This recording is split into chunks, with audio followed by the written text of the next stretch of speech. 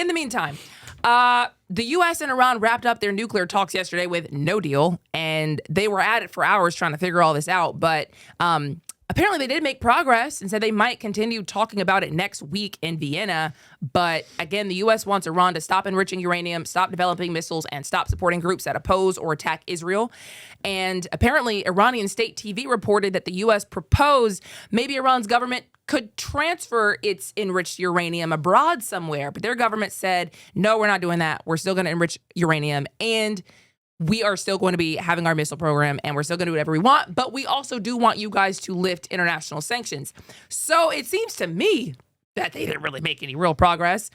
Again, they say they're going to talk about it. But I also just saw right before we came on the show that U.S. officials are telling their people in Israel to leave. That the U.S. Embassy just told staff in Israel to leave now if they want to. And these are people who are non-essential. They said that there's no need to panic, but if you want to leave, now would be the time to make the plan to get out of here. And this guidance was issued out of an abundance of caution just because they are obviously not coming to a deal.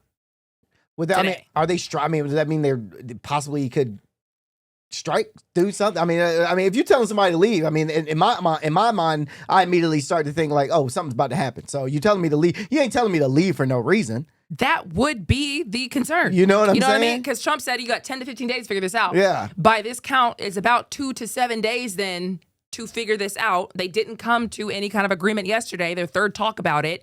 Both sides are concerned the other side is going to strike. The U.S. has already said, we're going to strike if you don't come to a deal. We've got the whole freaking armada outside the coast. Obviously, we plan to strike. The U.S. side is concerned that Iran might preemptively strike. Well, if I think you're going to strike me, so I'm going to strike first. So here we are. If you guys would like to leave Israel, now's the time to probably do that.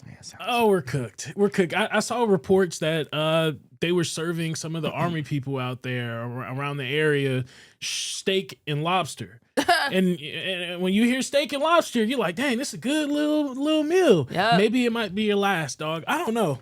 I don't know. I've heard that theory of when you get served really good food in the military, that means you're about to go to war. Yo, I've heard that theory. Because I got a few friends that were in the Marines, and they said, yeah, bro, like once you start getting served like really good food, because I mean, most of the time you're in the Marines, you're in the military, they serve you, MREs and stuff like that. But it was like when you start getting served like really good food, that means something's about to happen. I've heard that multiple times from my military friends. I've also heard that the plumbing is having an issue on I think the USS Gerald Ford, the ship that's out there, one of those aircraft carriers. Not one of those aircraft carriers that cost $30 billion to build. Oh, and it's like, and I don't know if it's like a huge problem or not. I mean, I can only imagine being on a ship and having plumbing issues. You can kind of fill in the blanks of what that might be like. Oh, but terrible! It's like it's a $13 billion U.S. carrier.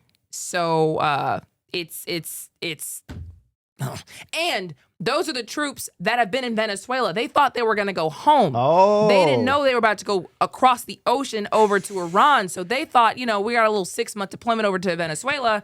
Now here we are a couple months more into this over on the other side. Now they got plumbing issues. Now they might be going to war. I mean, it's like, what are we doing here? Yeah. That's why Congress is trying to tell a lot of the Trump administration, you need to start making the case to the American people, because what are we doing right now and for what? Yeah. I did see that the CIA is now trying to recruit Iranians, which I thought you had to like waterboard that information out of people, but apparently they just put it in the news. Multiple news outlets are reporting that the CIA is doing this. They put a whole video out, and I took a little screenshot of just what it looked like, because they did it in Farsi, which is the language that the Iranians speak. And so it was translated there on X. But hey, we can hear your voice and we want to help you.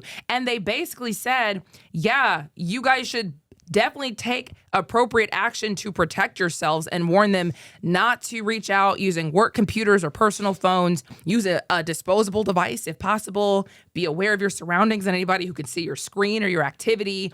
But the agency, the CIA, instructed them, if they were interested, to give their location, their name, their job title, and just access to information or skills of interest to their agency. Don't do it. And to use a trusted VPN, a virtual private network that is not headquartered in Russia, Iran, or China. And I was like, man, this is like Why would Man. why would the CIA? I'm just probably asking dumb questions right now, but these are questions that I just don't know. Yeah. Why would the CIA want to recruit the Iranians? I don't. Because the Iranians, in a lot of cases, hate their government. So they would. So they're trying to pull something off, possibly covertly. I need to see what Iranians might be willing to help me as a CIA do that. So pulling them in and then sending them back as like a spy type of situation. Yeah, to spy for them. Okay, I It's- got you. It's using those bodies instead of our American bodies, Okay. because we've seen that the government is gonna the government there, the regime there is pretty dangerous. I mean, they've killed 3,000 people according to them. I'm just saying, that's what it seems like to me. You're just going to recruit them, infiltrate them, use them as your bodies first before we do. I Put can our bodies out there. I can only speculate, but what I really think happened is that the CIA and the Mossad, Israel's spy agency, probably lost a lot of people in those protests. They probably did get killed.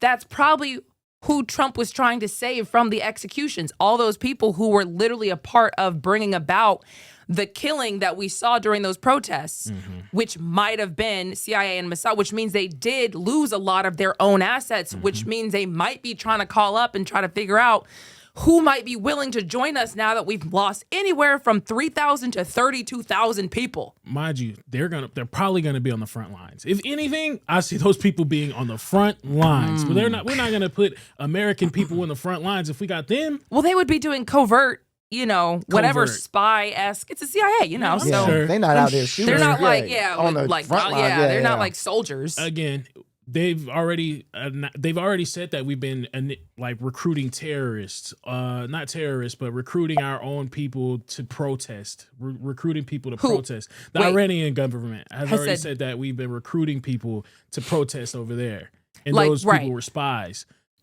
They're literally saying that they've been doing. They're doing that. Iran, yes, claims that the U.S. and Israel had something to do with just the chaos of those protests, for sure.